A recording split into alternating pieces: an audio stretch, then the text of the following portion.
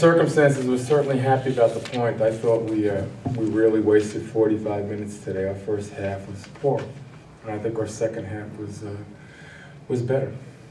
And obviously a great finish by Eddie Lewis at the end of the game to get us a point.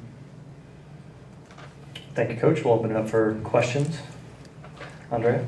What specifically did you not like about the first half and the way the team played? I don't think we showed a whole lot of energy, and I thought we were outcompeted in most positions on the field. And playing at noon with the Heat is an excuse if you want to use it as an excuse, and we certainly use it as an excuse. And I think we responded much better in the second half.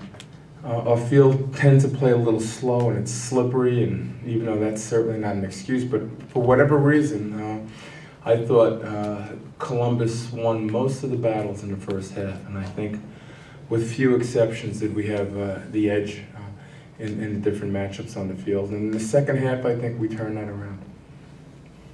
Okay, next question. Richard. How would you grade your midfield today?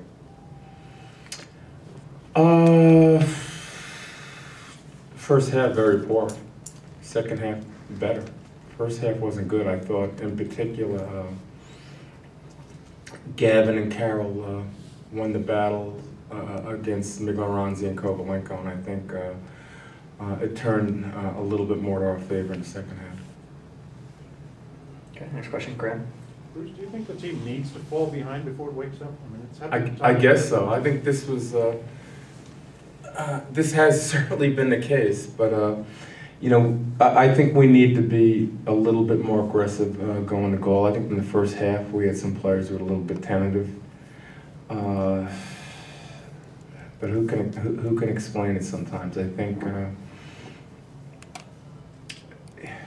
you know, I think sometimes you can't quite figure things out in terms of why players react to certain conditions. And I think today we just didn't react well to dealing with the Heat in the early going. And I think in the second half it was better. They needed to get screamed at a little bit at halftime. But these are things you go through, I think, as teams. And as you get more experience in these type of games and as a group, hopefully you improve from it. I think Columbus is a good team. That's the same team that won the championship last year. It was on the field today. And when I watched them last week against Kansas City, I thought they were awful good. And I think they have a real good team. So you know, I think ending up getting a point out of it today was okay, even though certainly I think, you know, we got to demand 3 points out of ourselves in these kind of games, and we have to start the games better than we did today. But I give Columbus a lot of credit for you know, starting the game with a lot of confidence and playing well and taking the game to us and being a better team in the first half. Okay, next question. Coach, talk about the goal that went up 1-0 and the mistake in the back. You know, what were your thoughts on that? And did you talk to Tony about it? What did he say? What did you say? Well, you know, I think if Tony has an IQ of over 40, I think he probably understands exactly the mistake he made, and I didn't want to dwell on it today. We'll talk about it, but certainly a mistake by a player. But Tony at the end of the game thanked the team for bailing him out. He knew he made a mistake, and Charlotta made an excellent play too. He's a headsy player. I think I said to my team during the week, I think this is his best year in the league.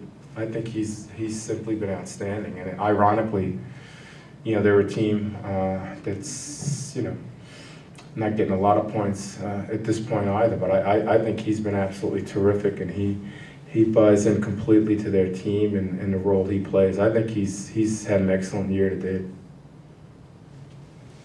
Next question, Richard.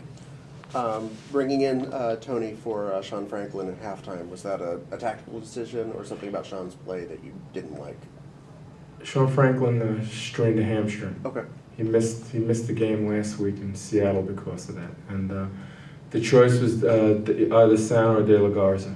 You know, we had to make a decision at halftime on which one. Okay, next question. Coach, can you speak to any improvements that you've seen from the last game, or any bright spots in this game? Oh yeah, of course. Why wouldn't there be bright spots? I think McGee was good today. I think he was our best player from start to finish. He wanted the ball in tough spots. He was confident with the ball at his feet. I think Ricketts continues to be an outstanding goalkeeper.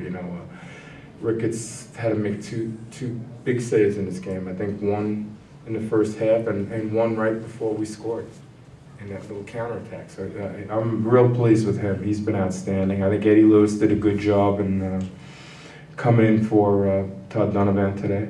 I think our central midfield is getting a little bit better. We need to find a better combination of players to get our attack a little bit better. But we've gotten better each and every game. I think we're getting close to where we want to be, but we got to get over the hump and start winning some games. Okay, next question, Richard. Landon seemed, in the first half, he seemed like he was really bottled up, but he seemed to do a better job of finding the ball in the second half. Was that something? Yeah, Landon has to be more assertive in these games, and I think he was in the last 45 minutes of this game. I think the first half he didn't find himself. He was second on too many plays, and in the second half he turned it around. So give him some credit. Okay, next question. Yes. Yeah, what were you thinking when the goal score against your team? Did you think it was a loss or what? That's not what I was thinking. I was thinking of some other things. But certainly with this team, being down a goal with 15 minutes to go is not the time to panic. But I was certainly disappointed. I was more disappointed in the fact that I think at that point the chance of 3 points almost disappeared, and we were playing to try to get one. So more or less was thinking that way. Okay, any further questions? Yes. Bruce, are you settling on a spot for Landon? Do you like him on the right and want to play him more there? We'll have to see. Not having Edson hurts us, because I think Edson gives us a different dimension to our team, and until we get Edson back on the field, it's going to be a little bit difficult to find the right spot for Landon. Certainly he's got to be in an attacking midfield position or as a front runner. Actually, in the first half, he had a free role. He could move where he wanted to move. He really wasn't on the right side, although he tended to drift there a little bit at times because of some defensive responsibilities. Okay, last question, Nick. I was just wondering if Ricketts' apparently ongoing right groin injury played any sort of role in the goal because he couldn't kick it out front. No. Tony should not lose that ball. I don't remember the play exactly. I think, if I'm not mistaken, didn't it go from Ricketts to Berhalter to Sanneh? It went from Ricketts straight to Tony. Okay. All right. No. You saw Donovan kicking the ball at the end of the game. Actually, in the beginning of the game, he kicked with his left foot. Although he discovered as he got into the game and he had the confidence that his right leg was fine. But I think it's just, without pointing the finger at anybody, Tony shouldn't lose that ball, and that had nothing to do with it. Tony had plenty of time to make a safer decision than the one he made. Okay, thank you, Coach. Okay, thank you.